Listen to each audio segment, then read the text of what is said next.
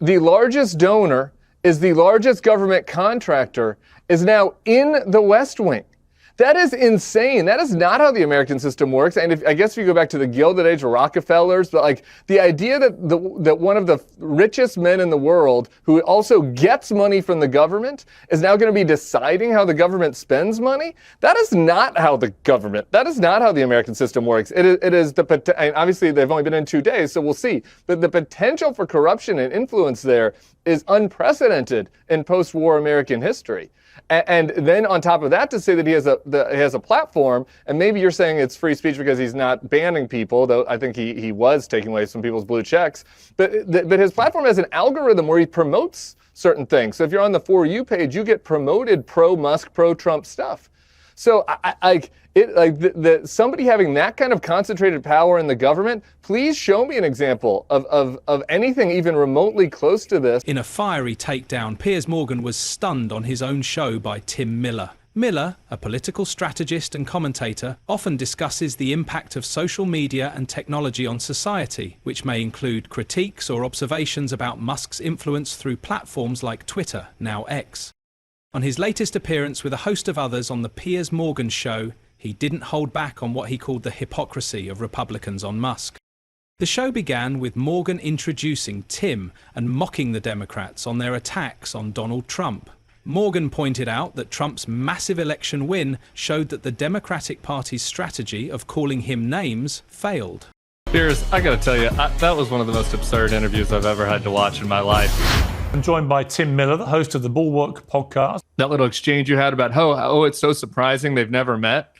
Do you know why Trump and Kamala Harris have never met, Piers? Have you thought about it for a second? Do you know why they really haven't met? Tell me. Because he was a toddler and he threw a temper tantrum after he lost a fair election.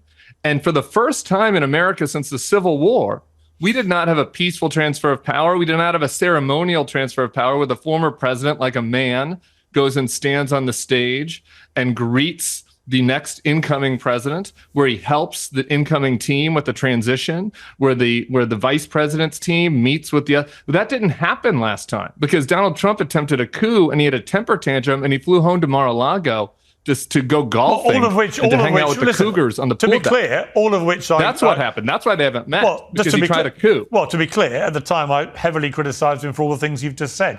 But that doesn't explain why... Okay, sure, but Corey Lewandowski comes on your show and he's like, Donald Trump and Kamala haven't met. Well, hang on. Oh, my goodness. No, wow, that's so interesting. They haven't met. And then Corey's over there saying, it's because Kamala was ineffective as a senator. It's because Donald Trump was supposed to be a deal maker, didn't meet with any of the Democratic senators. He said he was going to be the art of the deal man, but he didn't try to actually do any deals. All he did was insult people on Twitter. And then after he lost to Kamala Harris, fair and square, and Joe Biden, he didn't have the dignity to have a transfer of power for the first time in American history. I've just said I agree. Shameful. It's embarrassing. He's an embarrassment. I've just said I agree with you. In a surprise turn of events, Miller agreed with Morgan, pointing out that the fact the panel was talking about showed the strategy was wrong from the beginning. However, Miller drew attention to another thing that many overlooked: Elon Musk's Nazi gesture at President Trump's inauguration. But that is not the craziest part. In Miller's classic way of speaking, he pointed out the hypocrisy of some people about Musk's growing influence in the Republican Party. It was a classic case of political hypocrisy, and this time it's about the man we all know, Elon Musk. Miller claimed the same people who lost their minds over big tech's influence during Biden's term are suddenly silent now that their guy Musk is getting cozy with Trump.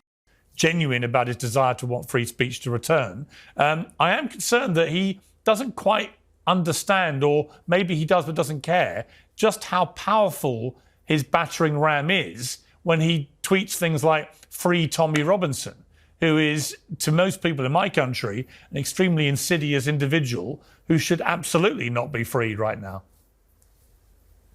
Why should Tommy not be free?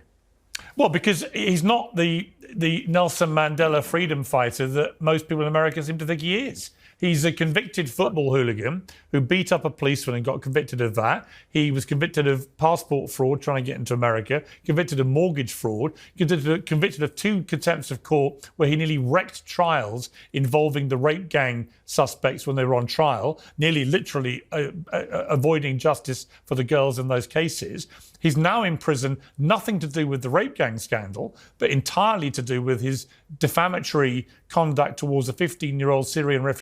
But it gets crazier as Tim Miller gets Piers Morgan to admit Republicans are hypocrites over Elon Musk. Miller went on to explain that Musk is the largest government contractor, the largest recipient of government money, and he was the largest donor to Donald Trump's campaign. All right, y'all just landed in D.C. where there's something interesting happening that is important for all of us to remember. The Republicans can't govern. This Republican Party is not a governing party, okay? They have this thing called the CR coming up. It's a continuing resolution. All it does is fund the government for a couple more months, and it funds some emergency, dollars for natural disasters. Mike Johnson has worked so hard on this just to get by himself 3 months till March when they'd have to do it over again. Well, we've got Elon, the deputy president or the shadow president-elect, whatever you want to call him, tweeting, saying that he doesn't like it. He thinks they should kill it. So the House doesn't have the votes for something like this unless Democrats bail them out. This is the key insight for Democrats going into next year. They might be down right now. They might feel sad, but Republicans can't govern, and Democrats shouldn't help them. They should force them to put on their big boy pants since they won the election, after all. In addition, he explained that Musk is the owner of a communications platform and he will have an office inside the White House, but is surprised there was mass outrage on the right about the fact that some people in the Biden administration were emailing Facebook and Twitter people recommending the content be taken down. But there hasn't been any reaction from the same people concerning Musk. Pro-Christian party? Do you feel uncomfortable about that? I don't. Kamala raised money to bail out the people who were burning down Minneapolis. Ross Ulbricht, who was given 2 life sentences plus 40 years, served nearly 11 years in prison for creating a website. I thought it was a skit. Trump's EO that he signed, it merely just defined male and female. I would love to ask this, Bishop, okay, if there are more, then what are they? It's clearly a political speech, but you present it as if you're transcending above politics and it's just about morality, but obviously it's not. I don't know, there's something about it that I... However, he described the policy under Biden as not very smart and a bad policy by the Democrats. He also pointed out that Musk has an office in the White House, and security clearance is what Democrats should focus their criticisms on. Miller said, "Imagine if Mark Zuckerberg had an office inside the Biden White House. Imagine if he had a security clearance and could directly influence policies. Fox News would have a 24/7 meltdown. Tucker Carlson would have set up a permanent segment on it, but because it's Musk, suddenly they're like, well, you see it's different because SpaceX is good. No, it's not different," he said. This is a climate change problem, or it's exacerbated by climate change. It is going to get worse. We have some control over how much worse it's going to get. And that conversation, and even just the idea of climate change, so often gets left out of reporting when you're in a moment. There's a huge house, like some celebrity's house is on fire, and that's far more compelling than emissions. But if we're going to have a saner future, that needs to be part of the conversation. It absolutely needs to be part of the conversation. I have deep concerns about that.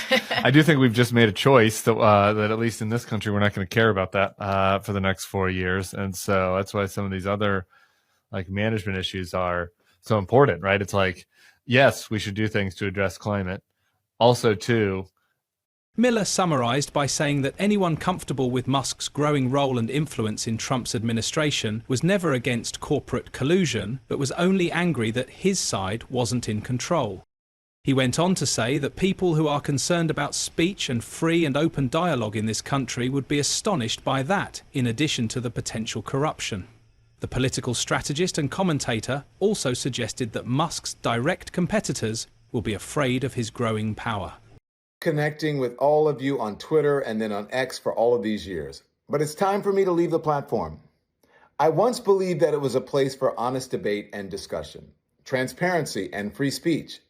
But I now feel it does not serve that purpose. Tommy, how distraught are you on a scale of 1 to 1,000 that Don Lemon will no longer be talking to you on X?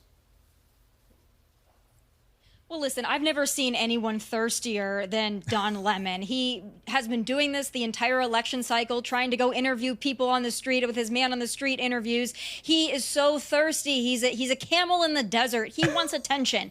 I think he'll come back to X. But once again, just like all these 4B movement liberal weirdo women, he has to announce it with a video posted on the social media platforms because he wants attention and he wants validation. But we're also seeing historic layoffs at CNN.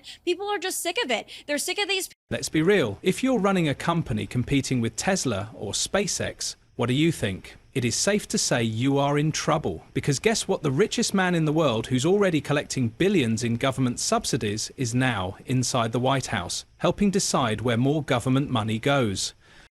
This isn't free market capitalism. This is the textbook definition of corporate favoritism, and Republicans used to be against this kind of thing. Do you remember when they lost their minds over Syndra, who was just a failed solar company getting a government loan? Now a billionaire is positioning himself to funnel taxpayer money directly to his own companies. But since Musk is their guy, suddenly they are quiet. After he lost a fair election, and for the first time in America since the Civil War, we did not have a peaceful transfer of power. We did not have a ceremonial transfer of power where the former president, like a man, goes and stands on the stage and greets the next incoming president, where he helps the incoming team with the transition, where the vice president's team meets with the other. That didn't happen last time because Donald Trump attempted a coup and he had a temper tantrum and he flew home to Mar-a-Lago. He linked Musk's appointment to if George Soros had an office off of the West Wing when Joe Biden was president. It's insane, and the Democrats would be right to focus on that, according to Miller. Overall, is this what America should be? Is this true capitalism? Are we going to pretend the free market still exists when one company gets government contracts, subsidies, and direct political influence?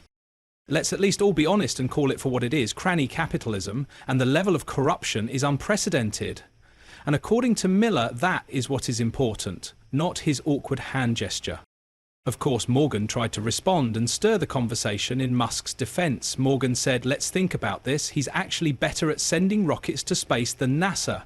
I mean, let's just focus on this for a moment. We're talking about the most successful entrepreneur in the history of the world. All right, the glazing is unreal. However, Miller would not be denied. He launched an immediate comeback. But look, nobody is denying that Musk is good at business. He's probably also very much a genius. But that's not the issue here. The issue is whether a billionaire should have direct influence over the government while still running his own companies, Tim Miller said.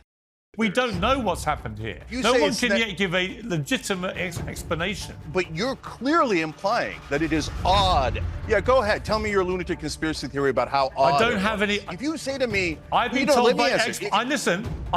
by many experts in the last 36 hours. There's an entire cultural machine that has lied. There is an entire we just saw it in real time. That's it. What? That's why conservatives deserve absolutely zero sympathy. You sound almost gleeful, Destin, and I'm sorry. It's funny how Republicans love to say the government should stay out of the free market until it benefits them. Now imagine if Jeff Bezos had this level of power under Biden. Imagine if Amazon started deciding government logistics. Republicans would be foaming at the mouth. But when it's Musk suddenly, well, they all say he's just really smart. Should they have it both ways? Vaccines are so important. We'll have new vaccines. We're taking things that are, genetically modified organisms, and we're injecting them in little kids' arms. We just shoot them right into the vein. The misinformation about vaccines and associating certain people like myself or Fauci having malign intent with vaccines, that was most acute in the United States. There's no doubt in the next 5 years, we can... we just need to mess around. There are a lot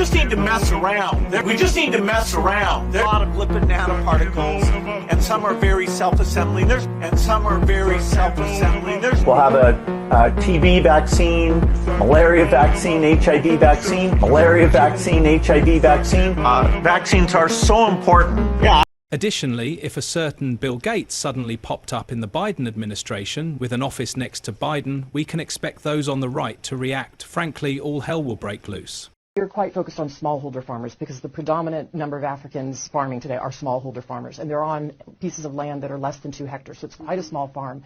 There are agro dealers that exist in these countries. We need to get that network up and running, just like we've got the vaccine network up and running and getting vaccines out, getting up and running so they're teaching people proper planting, proper fertilize, proper irrigation, and getting them new seeds as they come out. There's fantastic technology going on for pest-resistant seeds, for drought-resistant seeds, flood-resistant seeds as the rains come at different times. Yeah, what are called GMOs are done by changing the genes of the plant, and it's done in a way where there's a very thorough safety procedure. And it's pretty incredible because it reduces the amount of pesticide you need, raises productivity, can help with malnutrition by getting vitamin fortification. And, so I think for Africa, this is going to make a huge difference, particularly as they face climate change. Overall, there are reports of a slight hum among Republicans, with some thinking that we're not comfortable about this, but we don't really want to say it. But if this were Bill Gates, the right would be losing their minds. There would be congressional hearings and Fox News would have a countdown clock until he resigned. But because it's Elon Musk who's now curating the political conversation through X and influencing government policy, suddenly it's not a big deal. Do you think Tim is right to call it absolute hypocrisy?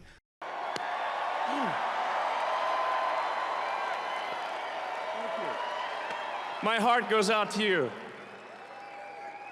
As the conversation about the role of Elon Musk continues in various media platforms, we will watch events closely to see how it unfolds and bring you more factual news. If you enjoyed this political discussion, like the video and subscribe to the channel for more fascinating content.